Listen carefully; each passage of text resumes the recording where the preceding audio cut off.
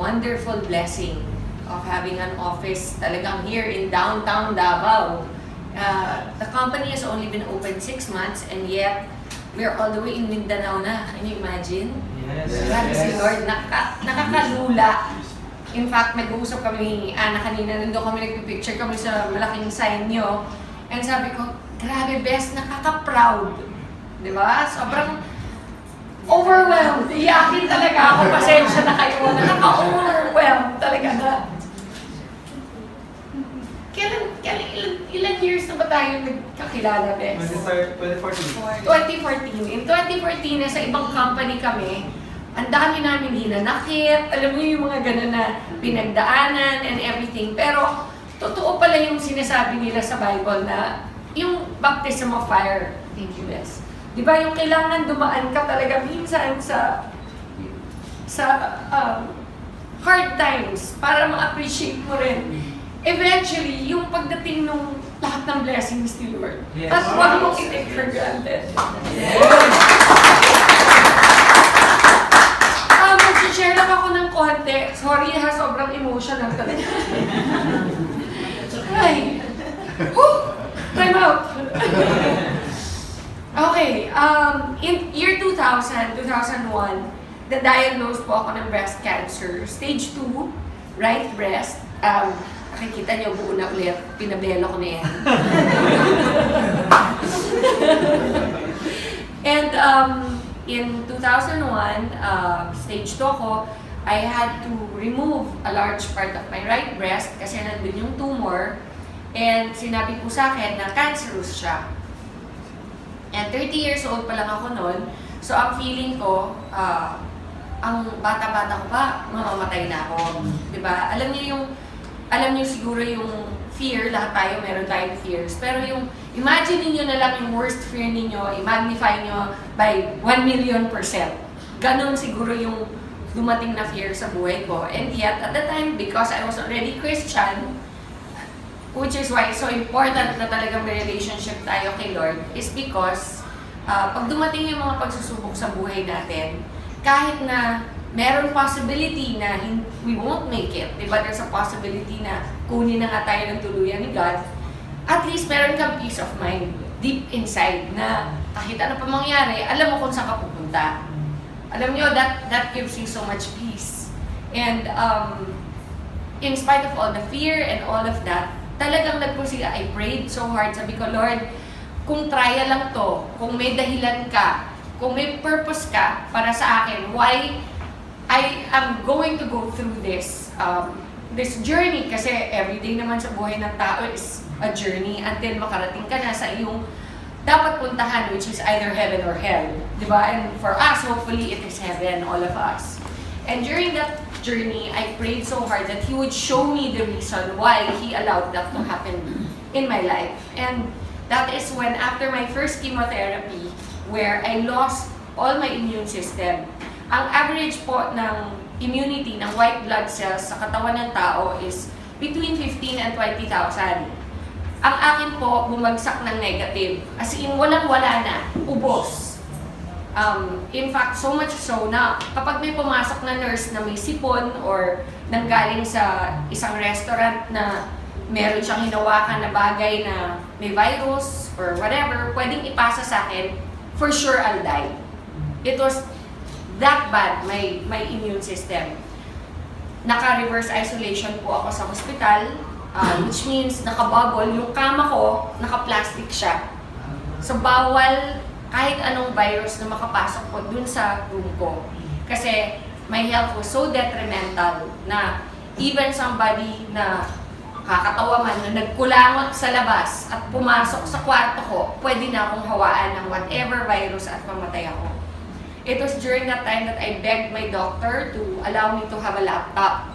Kasi, imagine niyo, kunyari, itong stage na to, naka-cover ng plastic. Okay? At ako yung nasa loob, in a bed. Ano magagawa mo doon? Wala. Sabihin mo, can I borrow a book? The book, they don't know where it came from. So, they don't know kung may nag-handle na may virus. So, bawal. Can I watch TV?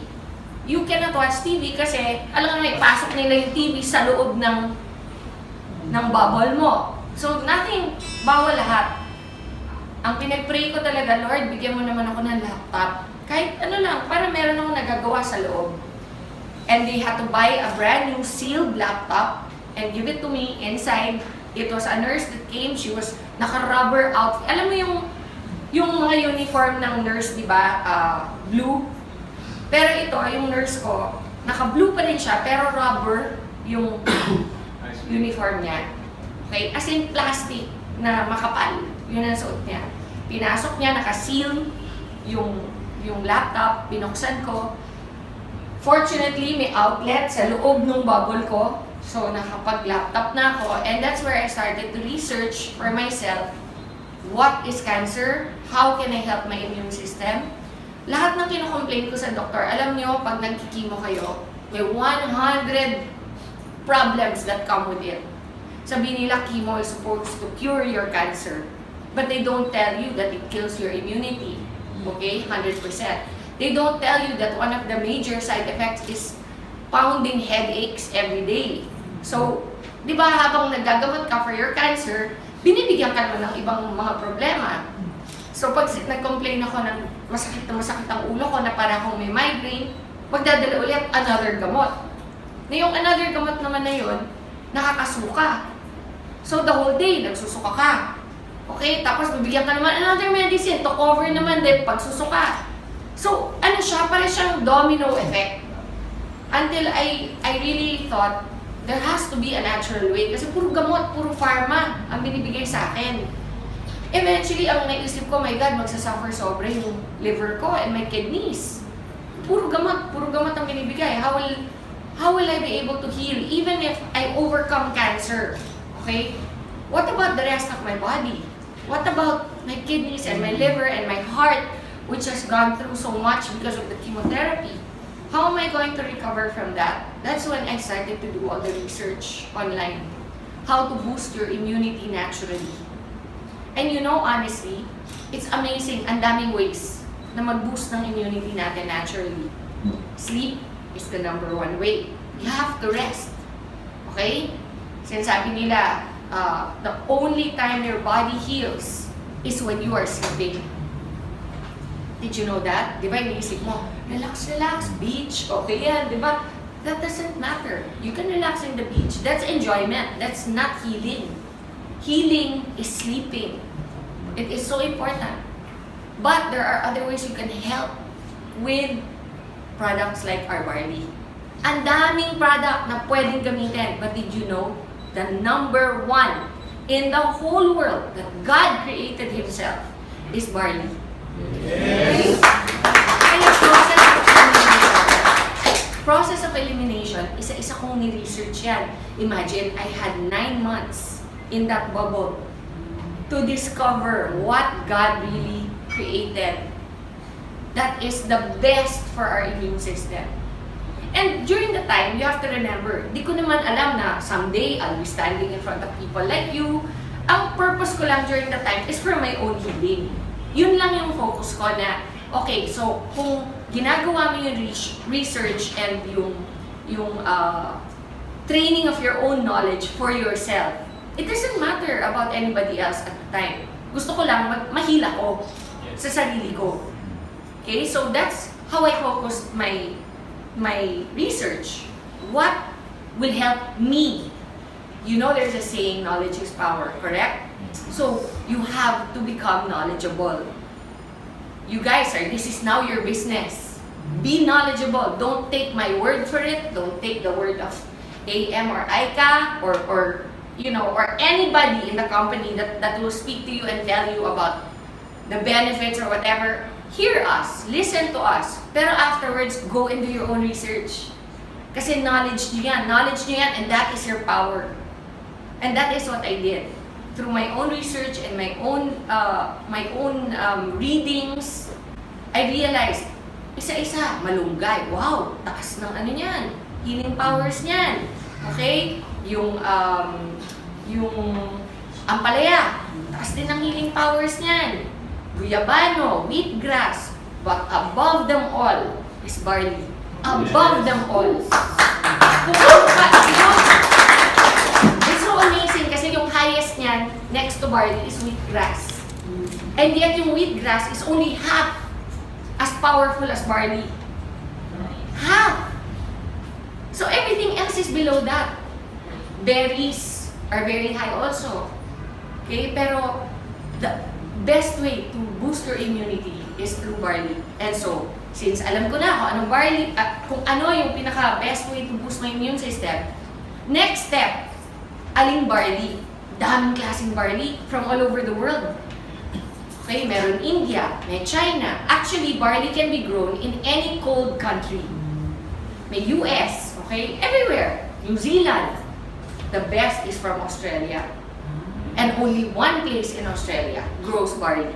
Why? Because the weather, the soil, the way it is planted and harvested, the way it is treated in the plant, so that the integrity and the purity of the product itself, of the plant itself, is contained 100%.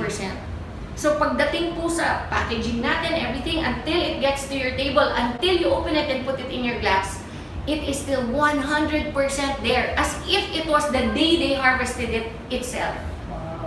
That is how amazing our barley is. Now, how does barley affect people? We're not a pharma company. We don't do a million tests. We believe in what God says. He promises certain things, and try it. What have you got to lose?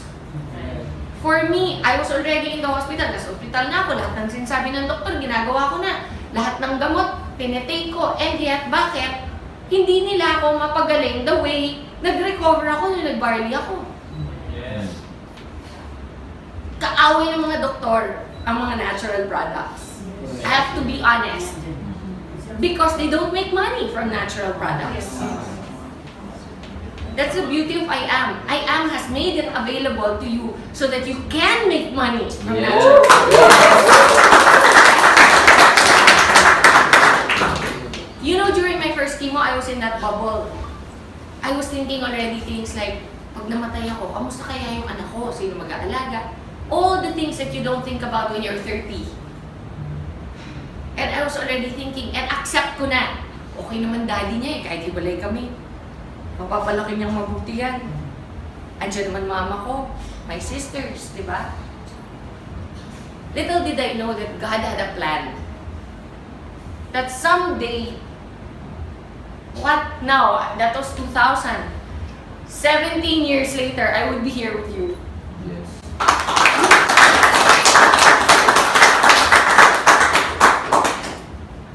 Iba magplano si Lord. Do not assume to know. Grabe, for me, kaya ako very emotional kasi it's so real for me. It was a time when I really thought natapos na yung buhay ko. And then, every single time meron ganito na gathering or yung launch ng IAM natin, di ba, yung sobrang grateful ako na, wow God, binigay mo pa rin sa akin itong opportunity na makashare. Even if the worst thing happened to me in my life, na because of that cancer, because of that experience, andito ako ngayon. Nakakatulong sa maraming tao through IAM. Diba? Sobrang nakaka-overwhelm. Alam nyo, after my first chemo, which I was in that isolation for so long, on my second chemo, di na ako na-isolate. Yung immune system ko, which took 21 days to recover from the first chemo. So, kunyari may ano kayo? Maro, thank you guys. Explain ko lang para naiintindihan nyo. During my first chemo, I ended up in the ICU. Okay? Yan, tama yan ha. Ako to. I'm not very good at drawing. Okay? Nakabubble yan. Ang first chemo, say day 1. Ito pala. Wala pala. Wala. Yes. Day 1 yan. Day 1. First chemo. Ang treatment ko is 4 chemos, dapat. And then after the 4 chemos, 21 days of radiation therapy. So on day 1 of my first chemo, the doctor already told me na You have to recover. Your white blood cells will be wiped out. It's natural, sabi niya. Your second chemo is 21 days from now. Within 21 days, your white blood cells have to be recovered. If not, we cannot give you the second chemo. Okay? And if we cannot give you the second chemo, you will go back to the first again. Can you imagine? Yung first pa lang na gusto ko na mamatay. May 3 pang matitira. Tapos pag disqualify, uulit. Makakailan ako. Yun yung nasa mind ko. So, kailangan talaga ma-hit ko yung 21 days. Parang parang hindi, parang quota sa kailangan ma-hit yung sapphire. Actually, except that this is for your life. This was for my life. So, I cannot rely lang on what the doctors are saying kasi for me, okay, andyan na lahat ng sinasabi na gagawin ko. Pero, kailangan din tulungan ko sarili ko. Doon pumasok yung research, doon pumasok yung Barley. Nung na-discover ko na, alam nyo, on the 20th day, every day kukunan ka ng dugo. Every day for 21 days. On the 20th day, sinabihan ako, you made it. We can give it to you tomorrow. Imagine, ka-recover ko lang today. Tomorrow, titirahin na naman ako. Alam mo, gusto mo sabihin, pwede time out kahit 1 week lang, please lang, para normal yung feeling ulit. Ang feeling kasi dito, parang ang gulay. Hindi ka makabanyo on your own, kailangan may nag-aalalay sa'yo. Hindi ka makakain ng tama, kasi lahat ng, ang bibig mo, punong-puno ng mga singaw. Okay? Walang lasa. Lahat ng kainin mo, tastes like metal. No promise, no. Alam mo yung sasabihin nila, do you know what metal tastes like? Me, I know. Kasi it ruins your taste buds completely. Alam mo, my favorite things like chocolate, okay, Coke, yung mga ganyan. Di ba yung mga gusto mong kainin? Burger, lahat na ipasok ko sa bibig ko, lasang metal. So wala kang gana. Why will you eat? Kahit sa mind mo, ito yung taste, di ba? Sabi mo, ito yung lasa niyan. Bibili ko niyan. Pagdating sa'yo, hindi yun yung lasa. Yun yung side effects ng chemotherapy. So I made it to my second. By then, imagine, 20 days na ako nagre-research. By then, sabi ko, my then husband, I told him, bumili ka ng Barley. I don't care what the doctor say. Itago mo, huwag mong pakikita na pinasok mo dito. So, naipasok.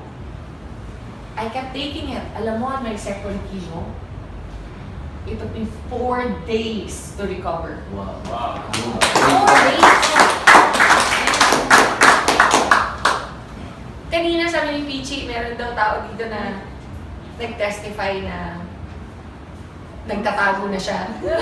Na meron daw gallstones. Gallstones ba? Yes. Gallstones. And after 3 days of taking the Barley, 4 days. 4 days, what happened? Lumabas.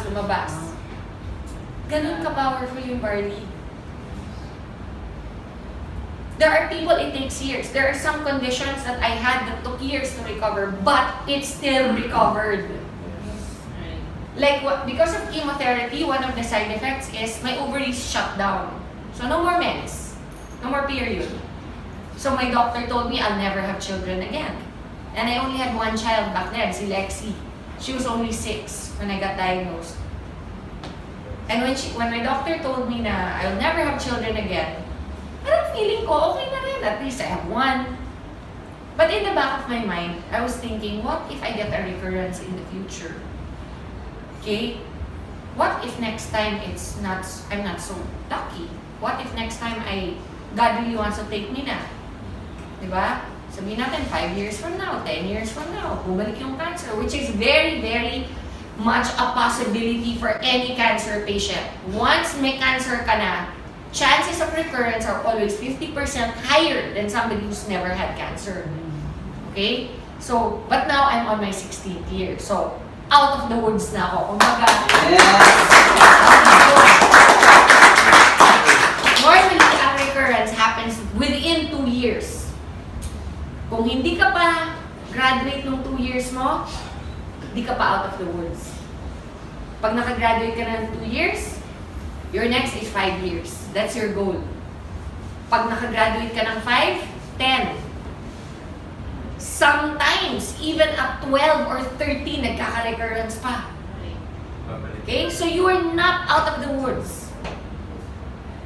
For me, it's been 16 years. Plus, why do I know I am cured? Because my cancer, the one that I had, was called Rh positive. Rh positive is, it feeds on estrogen. Ang nagpapakain sa cancer ko is estrogen sa katawan. Eh di ba nagkaanak ako ulit? After 3 years, 3 years akong umiinom ng barley from day 1. My period came back. Wow. 3 years! So that just goes to show, some things it will fix in 20 days. Some things it will take years. But no matter what, if you're consistent and you drink it regularly, it will be fixed.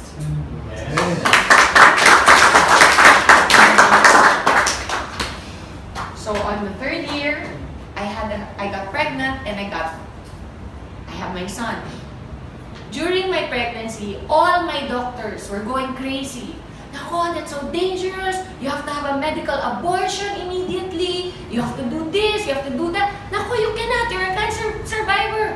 Do you want to get cancer again? Yun yung sinasabi sa akin. Because nga, when you get pregnant, what goes up in your system? Estrogen. Correct? When estrogen goes up, I'm feeding the cancer. So whatever is dormant, whatever is sleeping in my system will wake up again. And it will be fed. And I will get it again. Yun yung fear. Even my mom, iniiyakan ako. Hindi daw ba sapat na pinadaan ko na sa kanya one time? At uulit pa ako. I'm so selfish. Lahat, I heard it all. You're a selfish person. You're only thinking of yourself. Lahat yan, sinabi sa akin. But you know, I knew, in my heart, I knew, God will not allow this if there's no purpose. Yes. And you know, now my son is 12. Imagine he's 12. What if I had an abortion? He'd not be here. Yes. You know? And he brings everybody so much joy. Not just me, my mom, my daughter. And you know, when I found out I was going to have another child, you know, I knew in my heart it was going to be a boy. Hindi ko pa alam yung sex. Pero in my heart, I knew God promised. He said to me, you're gonna have a son. You know, from the day that I knew I was pregnant, alam ko lalaki. And I knew also that, you know, I was reading Malachi because I have so many testimonies about tithing, some other time regarding tithing. But in a nutshell, when I went to the States and I found out I was pregnant, I had no money. None. But I was always a very faithful tither. Tayo, nagpapayaman, di ba? Like what Pastor said earlier, it all belongs to God. All of it. Pag 10 pesos lang ang pera mo, easy no to give 1 peso. Pag 100 pesos, easy to give 10. Pag 100,000 na, madali pa bang magbigay ng 10,000? Or, pag 1 million na, kaya mo magbigay ng 100,000? Harder, di ba? Why? It's relative. It's the same ratio. Why does it become harder? I remember there was one time I earned 1 million pesos in one TV show. I went to church. Andun si Connie Reyes. Naka-ready na yung check ko ng time. Pero, hindi ko mabigay sa church. Sa Victory.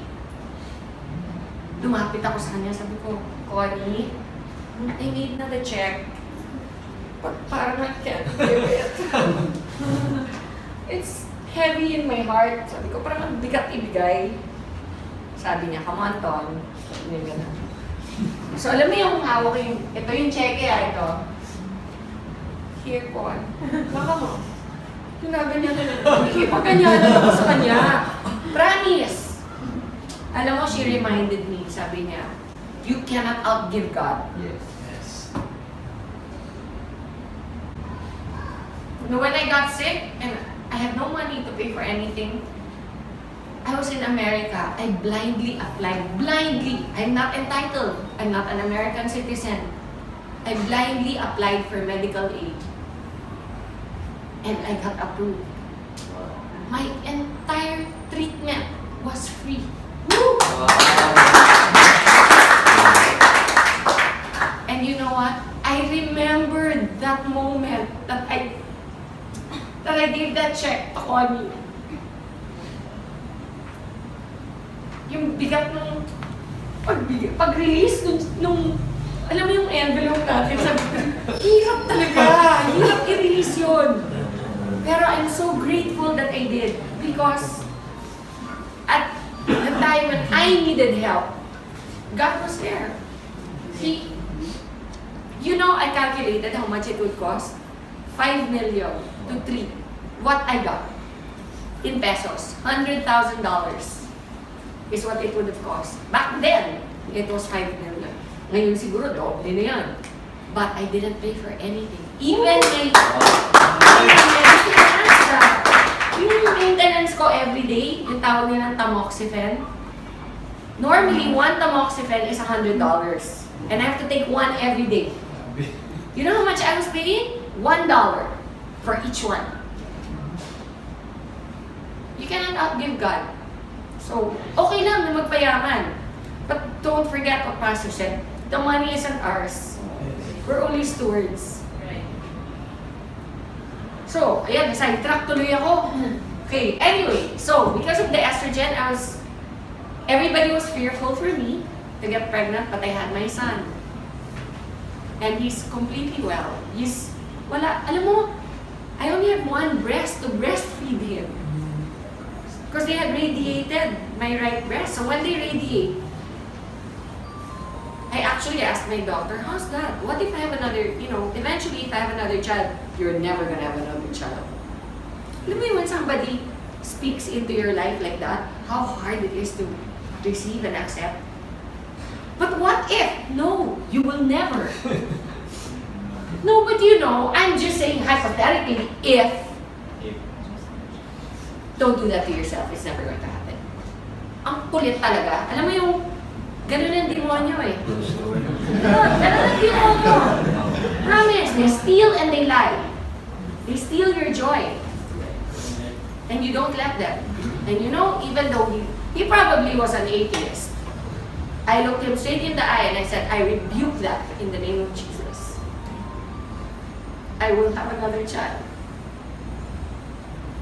And when eventually I got pregnant, 3 years after, I was already here. I was so excited, I called him. My oncologist in the States, I called him. Hirap pa get through. Dami, that oncologists in America are one of the richest because people get cancer all the time. So they always have patients. It's a business. Normally, they don't even know you. They don't remember your name sa dami. Pero ako, natandaan niya. Kasi number 1, I'm not from there. I'm from the Philippines. Number 2, maganda ako eh. What can I say? Diba? I must have made an impression. Diba? Number 3, which is probably most likely the reason why he remembered me, I was his youngest patient. Okay. I was only 30. Most of his patients are 60, in their 50s, ganyan. Siyempre, siguro, tuwing ako yung papasok sa office niya, happy siya. Hindi masyonda yung pumasok, di ba? Hindi Jurassic. So, nagkaroon kami ng banter nung aking doktor. And I called him. When I called, I got his secretary, and the secretary said, "Oh, who is this, please?" Sabi ko, "This is Maritoni from the Philippines." "Oh, one moment, please." Ang bilis, sumagot yung doktor ko. Sabi ko, "Hi, Dr. Cooley, do you remember me?" Sabi niya, "How can I forget my beautiful patient?" Sabi niya, "What is something wrong? Are you having a recurrence?" Kasi normally, tatawag ka lang muna sa doktor mo kapag nagkaroon ka ng problema ulit, di ba? Sabi ko, "Oh, no, I'm perfectly fine, thank you very much. But I just wanted to call you because I remember how you told me I would never have a child again. And I just wanted to share the good news with you that I'm going to have another child." Those were my words, "I'm going to have another child." There's silence on the phone, no? And then he goes, "Well, you know what? I'm really glad you decided to adopt." Ganon siya ka-certain that I will never be pregnant again. So I said, no, Dr. Cooley, you don't seem to understand. I'm pregnant. Again, silence. Tagal. "Are you there? Are you still there, Doc?" Sabi niya, no, that's not possible. Sabi niya sa akin. Sabi ko, "No, Doc, I'm pregnant. And I'm gonna have a son." Kasi by that time, alam ko na, no, I was already mga 4 months pregnant. And he said, "Oh, no, wait, what did you do?" Sabi, "What did I do?" "Oh, I had sex."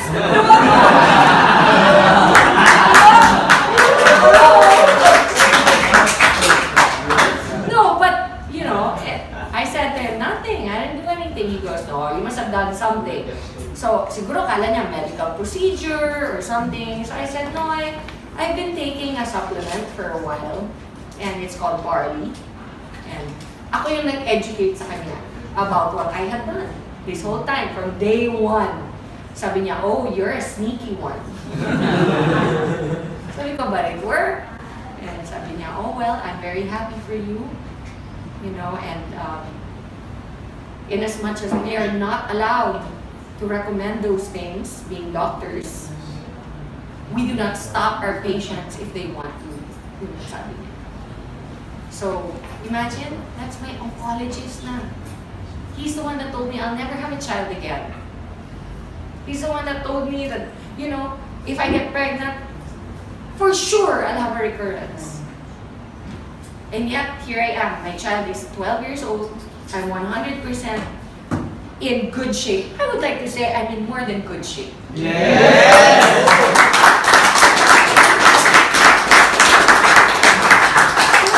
Sinishare ko lang to para malaman niyo kung saan nag-umpisa yung Barley natin.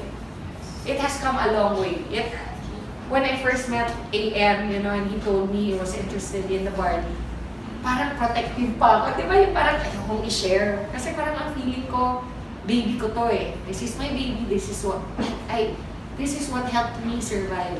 And then after a year of friendship that developed between us, I could feel where his heart was. And I knew that his purpose was aligned with mine, which is that we want to help people. We want to help people get better. We want to spread the love of God more than anything. And one of the ways, ironically, is through one of the toughest things I've ever had to go through in my life. And something that I discovered during that time.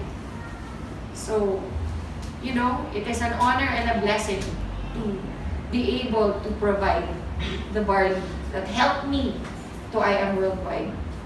So do not ever, I mean, if you have any questions, we're always available to let you know. You know, I always encourage also members.